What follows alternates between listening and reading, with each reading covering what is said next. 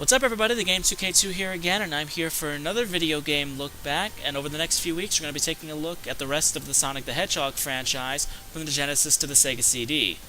And obviously we're not doing this in order because we're going to start with what many Sega fans consider to be the best Sonic game ever made, and that's Sonic CD for the Sega CD. This actually just released on Xbox Live a few weeks ago, and I've had a little bit of playing time with the game so far to get used to the controls and the overall changes made to the game from the Genesis games. And let's not waste any more time, let's begin.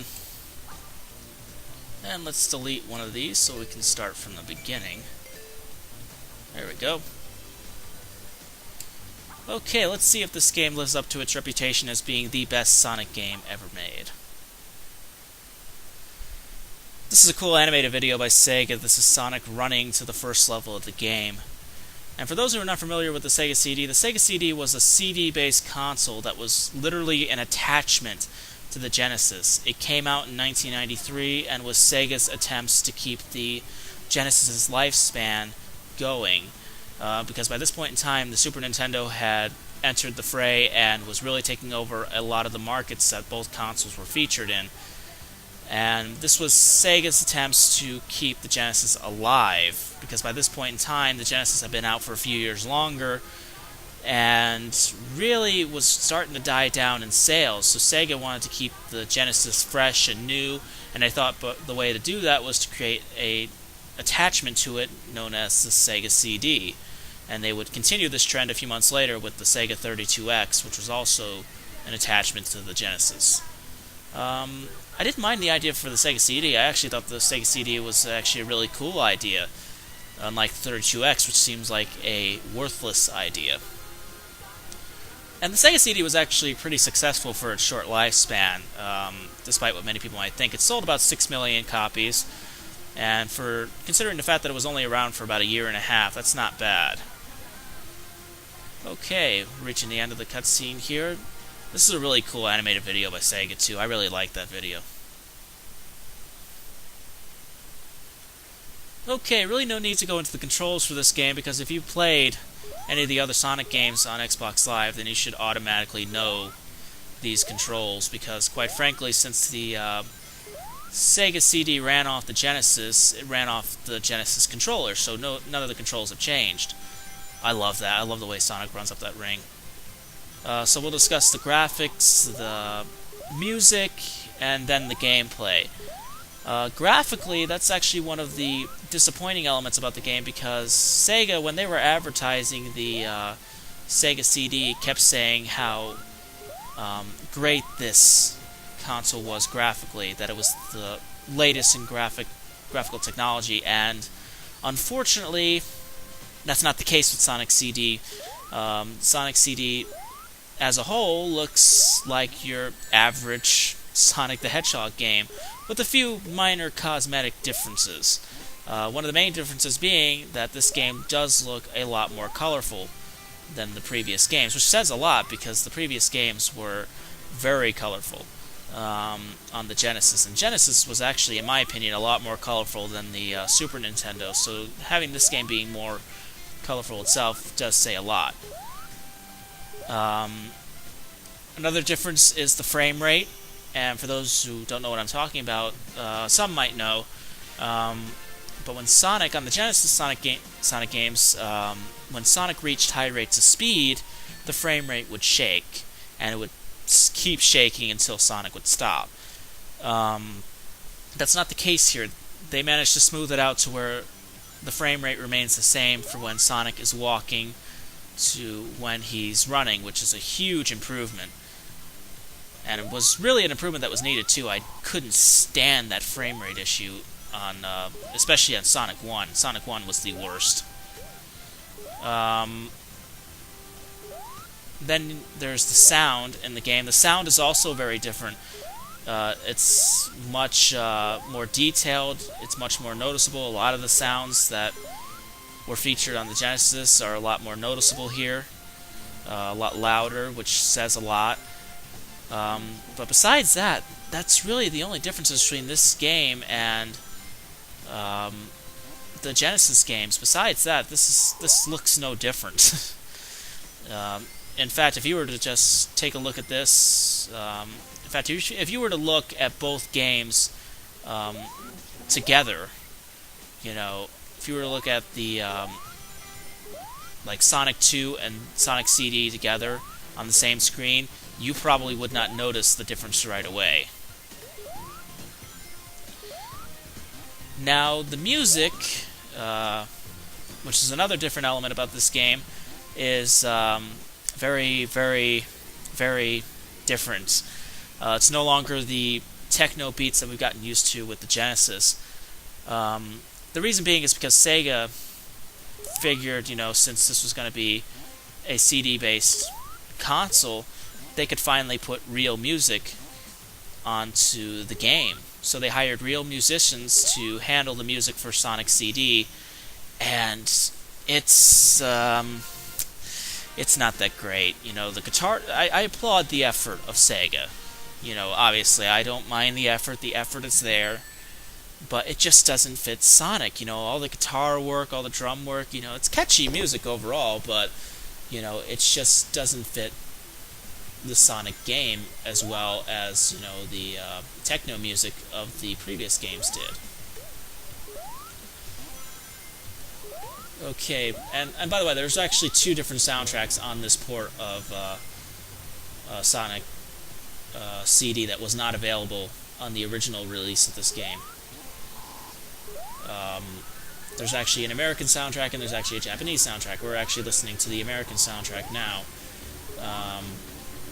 The Japanese soundtrack is slightly better. It calls back a little bit. It does call back a little bit to the techno beats of the previous games, while the American soundtrack went for something completely different. It's totally instruments. It's complete instruments on the American soundtrack. And with that being said, I do think that the Japanese soundtrack is a little better than the American soundtrack, but that's not saying much because I don't like that soundtrack either, as a whole.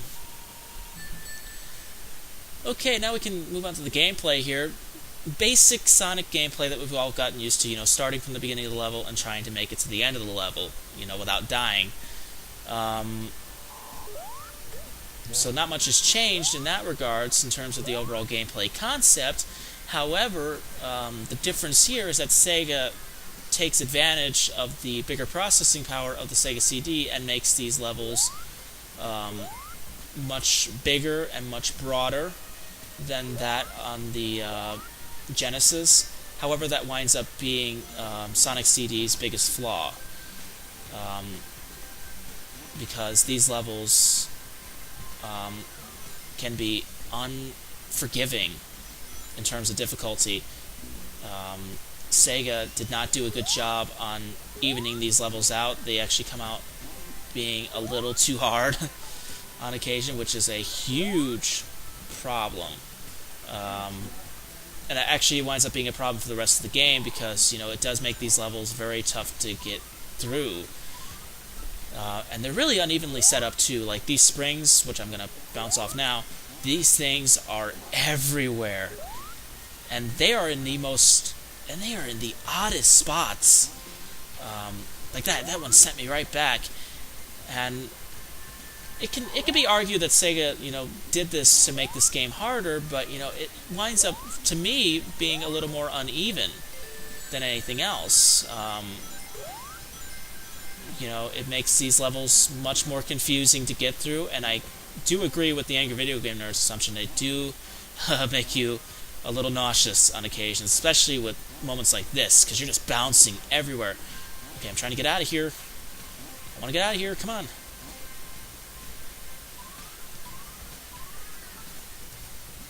Come on. Okay, I'm stuck. I am stuck. Oh god, I'm so stuck. Come on. Ah, come on. Come on! Oh god. See if I can control myself here. Come on. I know I can get out of here. I've gotten out of here before. There we go. Took a little while, but I got out of there. Okay, I didn't get out of there. Come on. There we go. Sometimes when you get stuck, it is a little fun when you get stuck. I actually did find that slightly entertaining. But yeah, that is the biggest problem with Sonic CD as a whole, and that's what keeps this game from being great, and that's the difficulty level, and that's really Sonic CD. That will end this look back. Actually, we'll play a little while longer, so you guys can see the rest of the game. But really, I played this game. I played through this game a few times already, and I had so much trouble with these levels. And this particular level, Collision Course, I played a few times already. I've tried to get through a few times, as many of you probably tell at the beginning of the video. When I deleted one of them, it was all Collision Course. I got stuck on this level because of the amount of confusion that it creates. And it is unfortunate because this is, I think, this could have been a really great game if Sega had just evened out these levels a bit. And this is a problem. This right here, let's go back. If we can go back. That enemy right there to the left, he blends right in with the environments, and you can barely tell when he's there. So you're going to wind up 90% of the time running right into him without even seeing him. Okay.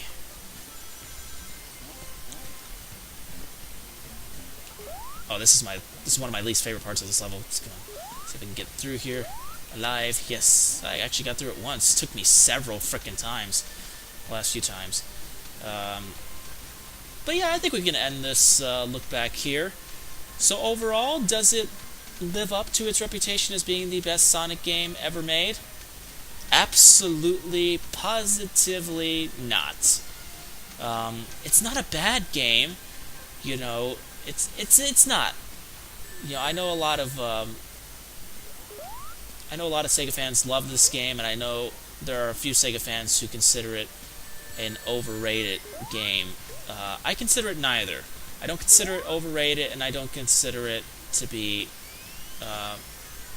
great in regards. It is a good game. It's playable, but it doesn't live up to its reputation of being, the best Sonic game ever made. No, it doesn't. The main reason being is because of its difficulty level. Sega made these levels way too hard to get by.